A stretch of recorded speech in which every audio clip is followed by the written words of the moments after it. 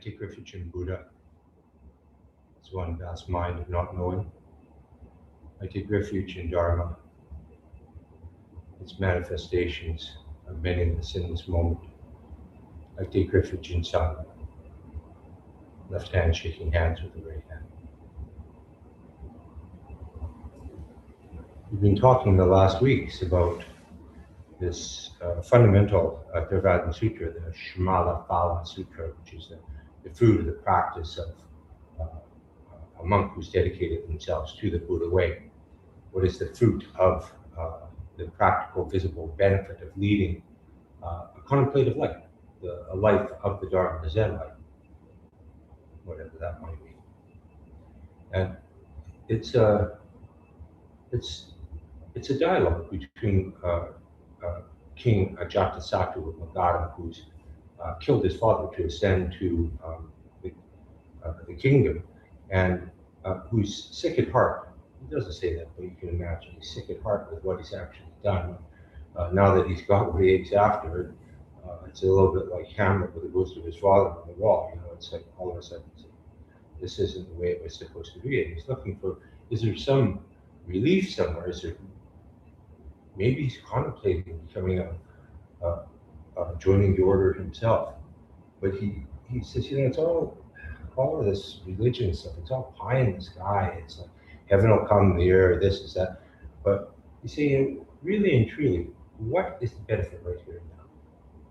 And the sutra goes through the practice, the training, the entire path of practice of the Theravada in going through and offering Ajatasattu what the benefits are of this training, of this teaching, moment by moment by moment, which is called the gradual path, this step-by-step practice of developing shamatha concentration and purifying the mind, practicing the precepts of purifying the mind, so that ultimately there is this clear mind of realization, which can step. Well, the way that the Theravadins talk about it is just it's like a fire gone out. There's nothing left but ashes on the hearth, and then at the end of the day, wait around the time and sweep the ashes away. So going through it and just to review some of the little bits and pieces. So the first question is this gradual training. So what is the first fruit of the contemplative life that Buddha offers to Ajatasattu is the immense relief and joy. The immense relief and joy that comes from living an ethical life. A simple ethical life. There's a life of no harm, a harmless life.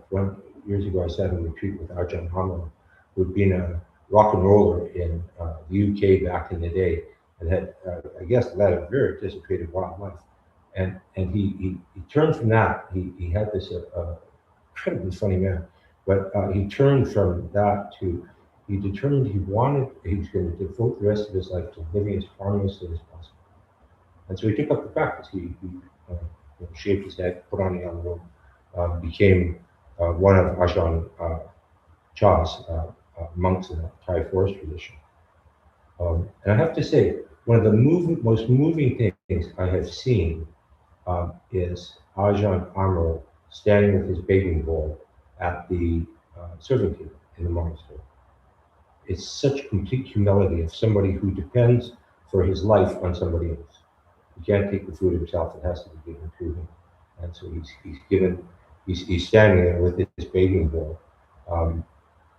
receiving this gift that comes to him. It's beautiful. So there's a state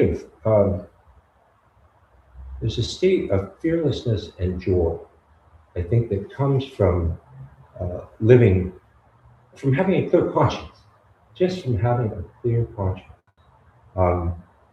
free of remorse and guilt and fear. I used to be a pretty fierce drinker myself back in the day, and my own small version of that was the joy of driving over the Lionsgate Bridge without, at Christmas time, without being in fear of there being a stop check on the other side. And if there was, you just stick your head out the window and breathe your garlic toast full in the police officer's face with impunity. It's like Buddha says, it's like somebody who's been deep in debt, crushed by debt, and manages to pay off the debt.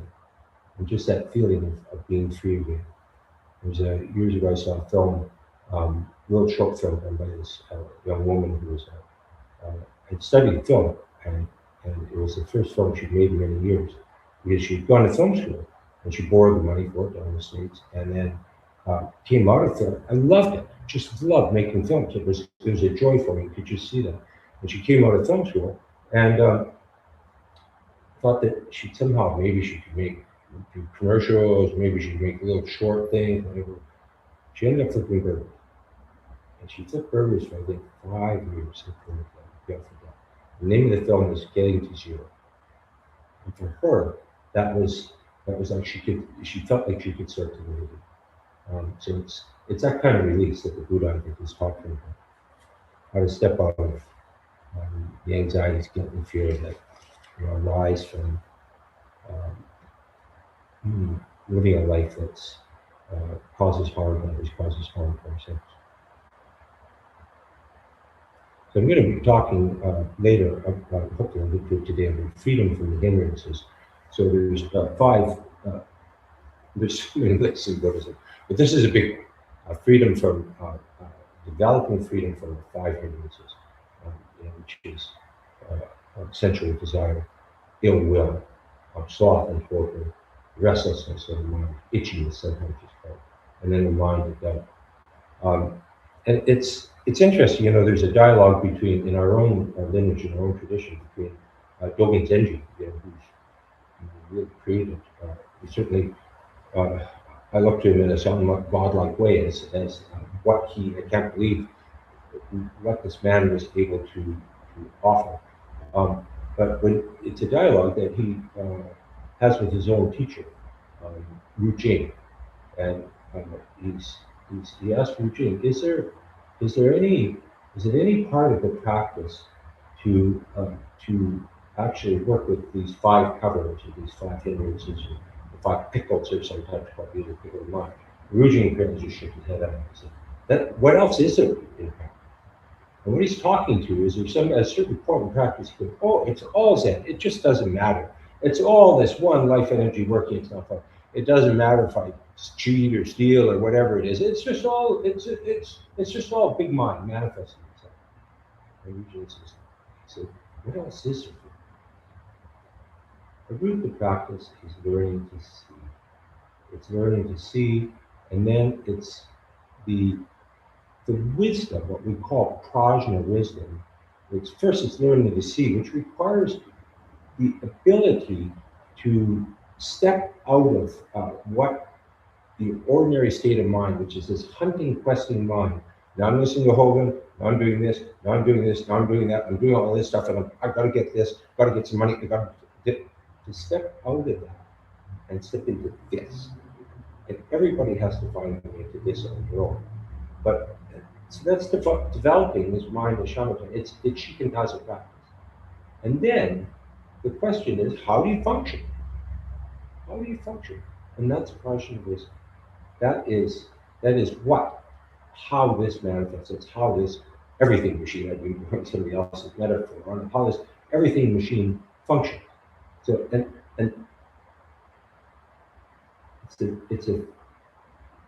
it's how one of the old teachers said, it's like a lamp and its light. There's if you have a lamp and its light aren't 2 separate things. It's like one phenomenon. Lamp gives light. A light is, and so this portion of wisdom, the function is the function of this, which is your life, which is not about me. And as long as you see it's about me, what I'm going to get out of it, what's in it for me and for my family and the things that are in my container, you're bound to be miserable. It's just how it is. You've stepped outside the reality of this, and you're trying to make something that is fundamentally in flow, is impermanent, and is non-self, and is something that is me. And how am I going to get this? How am I going to get this golden wing match up with my plan, my schedule, my agenda for how I want it to be for me. That'll last, if you really have a good honest look for it, I'd say about 1/10,000th of a second. But still, we throw this cognitive net over everything, thinking that we can manage it, thinking we can manage it. We kid ourselves. We saying that I often say, it's all good, no worries. Which I'm going to talk a little bit about next time, but and that's true. But you have to see the basis on which it's true for you.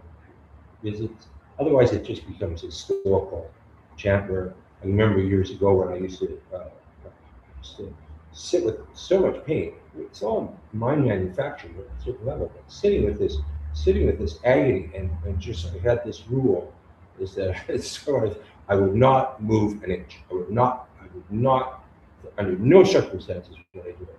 And so it's just agony, and I would get up from sitting and I would start to manifest this energy that my arms would start to flap like a chicken up and down. My whole body would be shaking like just from this intense energy all of a sudden being released. And then at a certain point, oh, you just have to relax. You just have to relax. It's a fundamental thing, fundamentally different thing. But anyway, I'm going to talk about that later. So so he talks about the hindrances. He talks about samadhi, which are these levels of samadhi that are called the jhanas that they talk about in Theravada Buddhism. The first jhana, and I don't teach them. I don't usually spend a lot of time because it doesn't correspond with my own universe in a sense. But the first of the jhanas is one that everybody knows. So its definition is that it's imbued with focused thought. And focused thought is the Four Noble Truths, the Eightfold Path, all of the teachings of the Theravada. So it is holding those truths and then practicing in accordance with it. And then from that comes a certain joy and ease, and then going down to the next level where that starts to fall away, and then going down to the next level where even joy falls away, and then down to the final level. And then finally, the final aspect of this joy and ease that comes out of practice, he talks about the joy, the Buddha talks about the joy and ease of prajna, which is a little bit different thing, but of actually seeing this truth and having insight into the reality of it. He talks about something that people always love, which is the siddhis, the marvelous powers that a Theravada, a full-blown Theravada in our heart can manifest, in terms of seeing through the earth to the opposite side, seeing to Alpha Centauri if we want, hearing sounds throughout the whole universe, being able to, which I think was true, being able to wrap your mind around somebody else's. Said that the Buddha could, whoever he met with a student, he could wrap his mind around that person's mind, and to be able to offer them the teaching for that.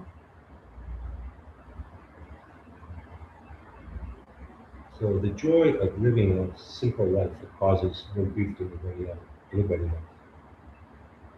The joy of practicing samadhi, finding this inner contentment that comes through mindfulness and meditation. And the ability to cultivate the insight, the light, to have the light imbuing your life with the path of wisdom and peace. So I've been talking a lot about, if you give me a chance, I'll go on for like 3 days talking about what a wise one Henry David Thoreau was. It's just, I came to him when I was in my early 20s, and I don't know how many times I've thumbed through all of them, but I encourage you all to take it up at some point in time. But Thoreau says, the greatest wealth is to live content with life. You become wealthy. To the Mencken, the great American humorist, he said, true wealth is earning $50 more than your wife's sister's husband. And there may be something to that, I don't know. But true wealth for me is being content. Like if you can be content, like we was talking about Diogenes last time. You content with a broken pot out in the field, you're wealthy. If you can, somebody comes along in need of a crust of bread, and you can offer them, even though maybe you can offer them that crust of bread, you're wealthy. You'll be able to give them. It's a joke. But as you start to simplify your life, you come to realize that all of this foolish fantasy of trying to improve ourselves, of trying to get ahead, of trying to build up some bulwark against the reality of impermanence and death. And the more we strive and struggle to get ahead and do this, improve our quality and standard of life, it's not only not necessary to have a life filled with joy and ease, but a lot of the time it's an active hindrance to the practice of peace and joy. At a certain level, you spend so much time building up the superstructure, maintaining the superstructure of your life, and there's so many aspects of it that have to be this way to maintain this nest that we want. It's like positively inimical to experiencing the ease and joy of being alive. I say that if you don't have enough money to feed your kids, or you don't have enough money to go to the hospital, that becomes a challenging practice. So we think we're truly rich in proportion to our ability to practice generosity with others, our ability to um, turn away from this mind of suffering. So what is the mind of suffering? For me, I used to define it myself as being struggling with that which is not of the nature to be resolved. It hurts so much, it hurts so much, it hurts so much. How could maybe, it's just what emotion. It has that quality of it, but at root, what it is this. It's this mind of, it's like there's a Kafka story about this little being that lives in a burrow, and then it goes out. It pushes off, it runs out and grabs some food, and it comes back. So there's this quality of this darting mind. It's looking here, it's looking there, trying to get things lined up the way it wants to. So suffering is the inability. I propose a better definition, which is the inability to rest in the natural function of the mind, function of awareness.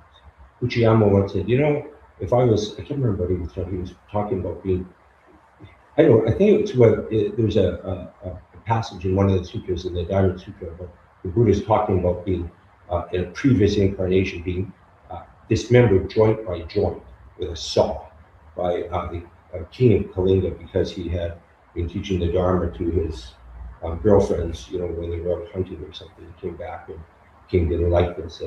And the Buddha said, if you even for a moment give rise to a state of mind of blame or irritation or anger for what's happening to you, like you said, you're not my disciple. You gotta think that's a pretty high bar. It's a pretty high bar. But it's also when you step into this, realm, which is this realm, everything goes through the window. There's a poem that says everything flows. It talks about a rhinoceros. It says the entire rhinoceros goes to the window. The entire rhinoceros goes through this massive rhinoceros, flows through one of these panes of glass. The body goes through, the horn goes through, everything goes through, except for one tiny little pane. Except for its tail. Why can't the tail go? So realizing, being able to rest in the natural function of the mind, which is mind of awareness. Awareness it's like a mirror. It reflects everything, but it's completely empty itself. You can't stick a pin in awareness. You can't, you stick a pin in your hand, immediately aware of it. You can't shoot it, it can't have a virus, it can't. If you're unable to rest in the natural function of awareness, which is this, which is the function of this, you find yourself. without eating. It's this round and round and round and round, the same old cycle of desire and dissatisfaction and problems, just like a dog changes it. Just like a dog changes.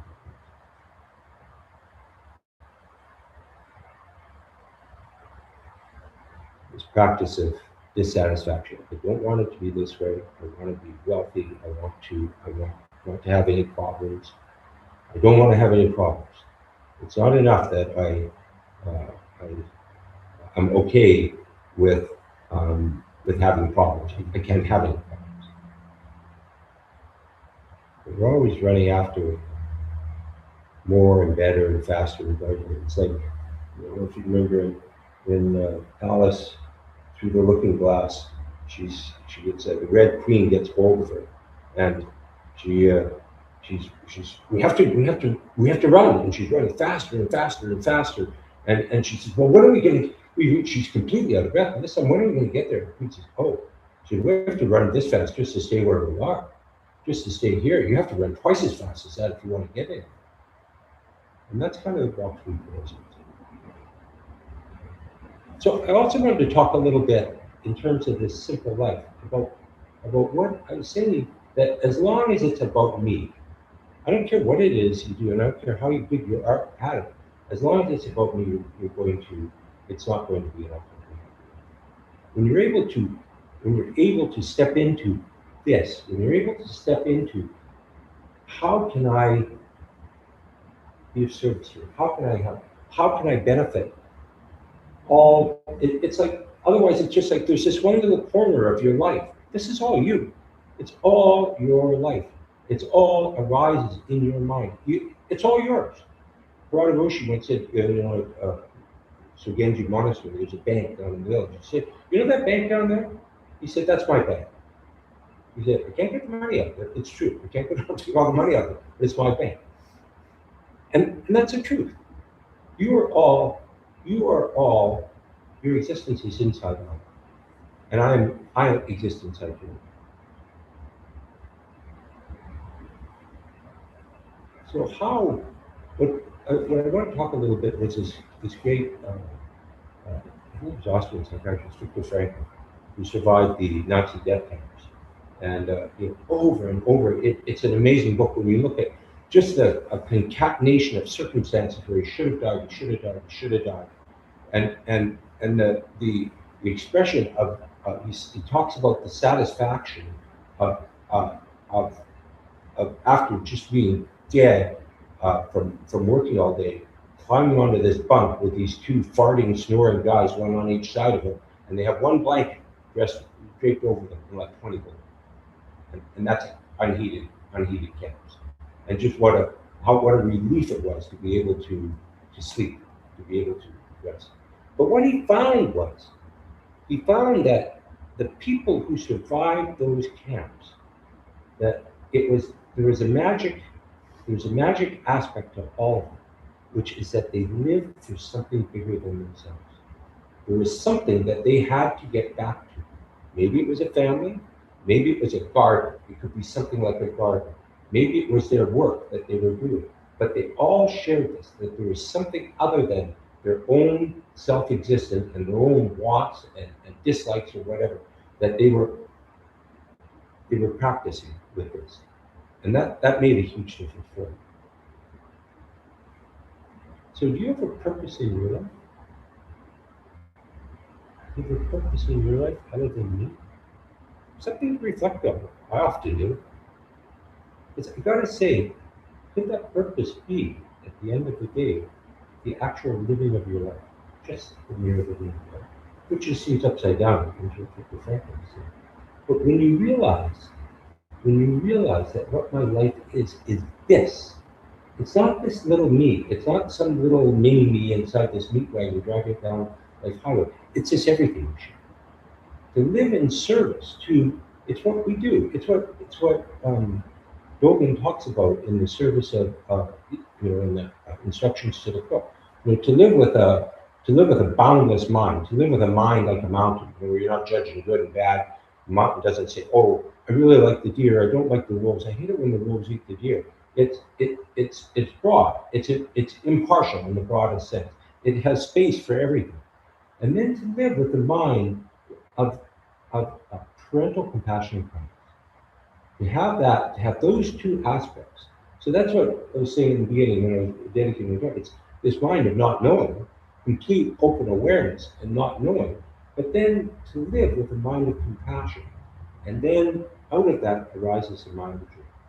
There is a joy that arises. It's something you, you become aware out of the corner of your eye. There's an amazement and a wonder and a joy in living this life of being responsible for this. Not just me, but being responsible for this. How can I? What's required of me? Often not really. Often not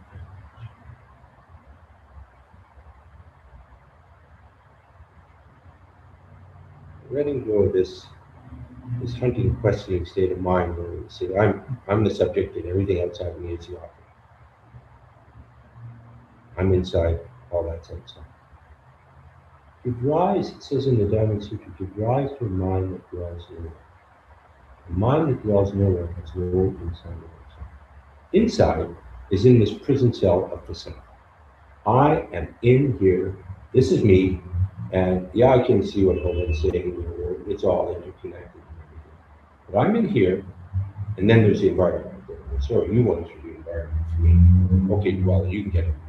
That's okay. It's this, it's how it's secret. We're giving rise to this mind that dwells nowhere, giving rise to this mind that is timeless. Time and space occur in the most real way. Time and space occur within this mind. There is no inside or outside. Let all of that fall away. And you do or you don't. It's what's happening. At the end of the day, the truth of the matter is, in Soto's end, we really emphasize very strongly. Norman Fisher, incredibly wise guy. He says, I don't like enlightenment stuff. It just creates a lot of problems for people.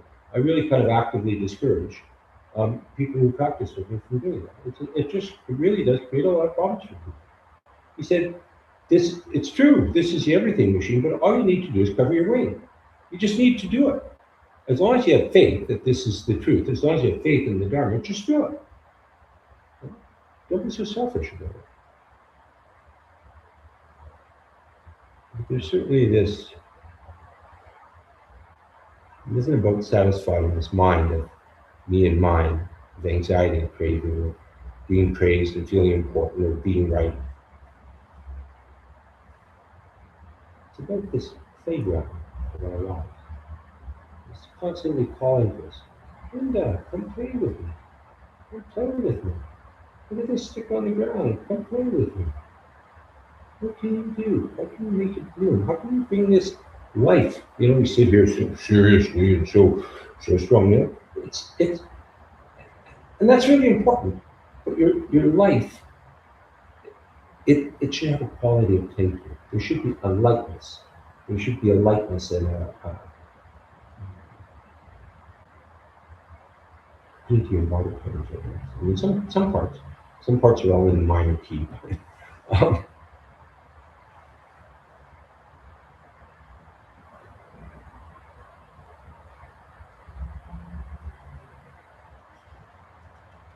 so.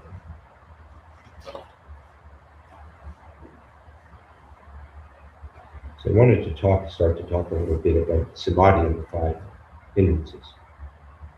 So these five states of mind, these mental states, um, sense desire, ill will, what's called sloth and torpor, which is when you just so it's just I can't even keep awake here. You know that in the Zen, you're just falling asleep doing the nodding dog, or just a laziness. I can't even. I just it's one of my not as laziness, but I remember back in the days when I was never a runner, I was kind of a plodder, but I would diligently go out and clock some miles. And if I didn't go twice, it was like it would take me months before I actually got around to doing anything again. Skeptical doubt. So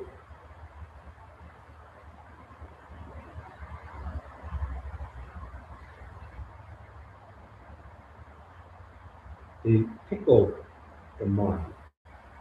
They pickle the mind. And everyone here, you're not aware, you're going to be more and more aware of it over time. You have to ultimately make your peace with all.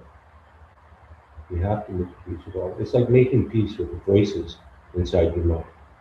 You know, first, it's people. It's, as soon as you hear that, if you talk to people about that who are practicing, voices, okay, you know, good. See you later. You know, but I remember very early on, in practice, Joseph was talking about a psychiatrist who practiced says for session with him. He said, you know what? He said, if I was to tell one of my colleagues uh, uh, what has been going on in my mind for the last week, he said they could commit, they really could. And so I can remember at one point, I was sitting in my first solo retreat down at the monastery, and I so you realize like when we get together like this, a mutual support, we afford one another in terms of this samadhi of community that's actually happening. But so when you're practicing by yourself, it can be a little bit harder to hold the knife edge to the stone. And I remember I counted them. I had 5 voices that were having an argument inside my mind at the same time. Each one of them had a separate personality, and it was like, oh, would you guys just stop? And then I had names for all of them, and then I finally had I resolved it. I figured out how to do it. I made a deal with it. I made a deal with all of these voices that, okay, you're in charge. I'm going to be called Jimmy.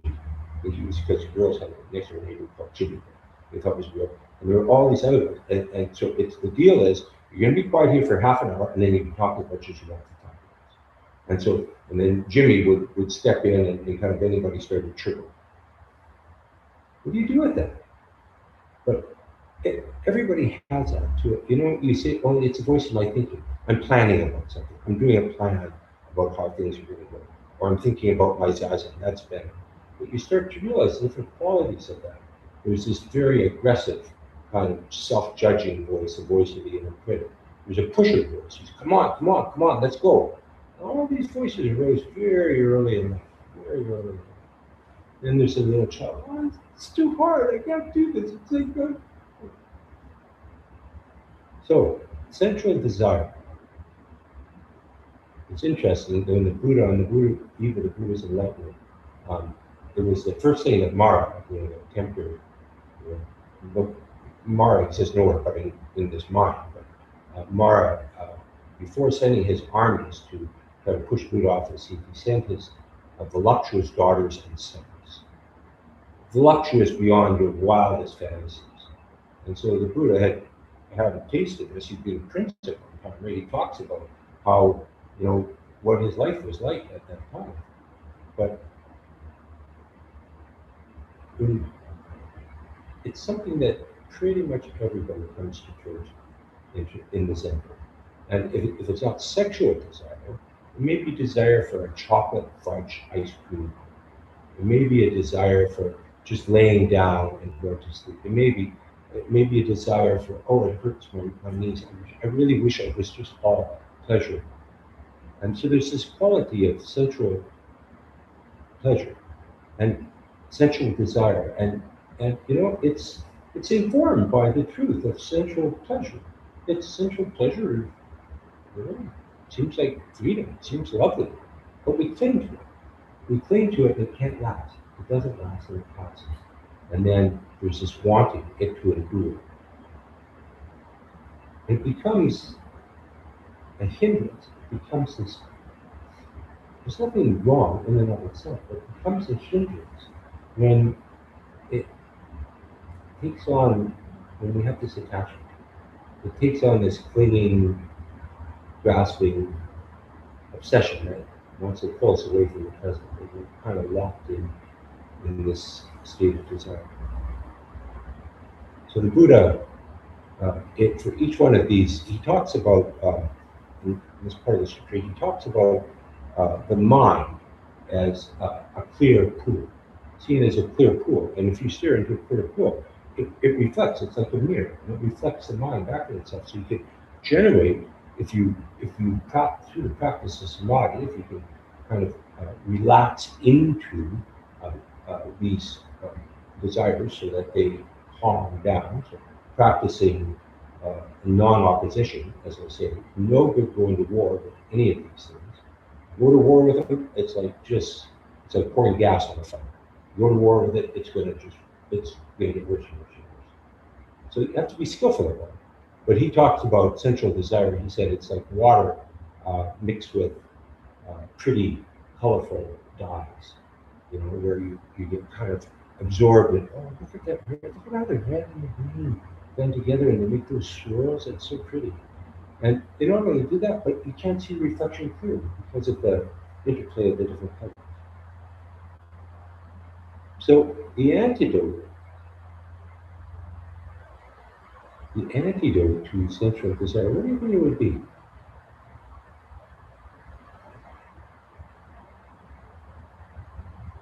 It's appreciation. It's truly just the appreciation of how things are, the of what you have, of enjoying a meal, enjoying, finding which is what the practice of the Dharma is in everyday life, finding the joy, finding the appreciation of what it is right here, right now. Turning away, not trying to stop these desires from arising, but being slightly cool, recognizing them. I get it. You're there. I appreciate that. You're welcome to come and stay, but being slightly cool to it at the same time. So turning the attention instead to what is here right now, and the simple joy of appreciating what we have at the moment. Meal, yeah. Shelter against the rain.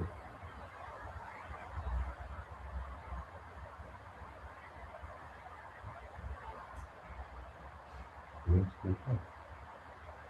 Thank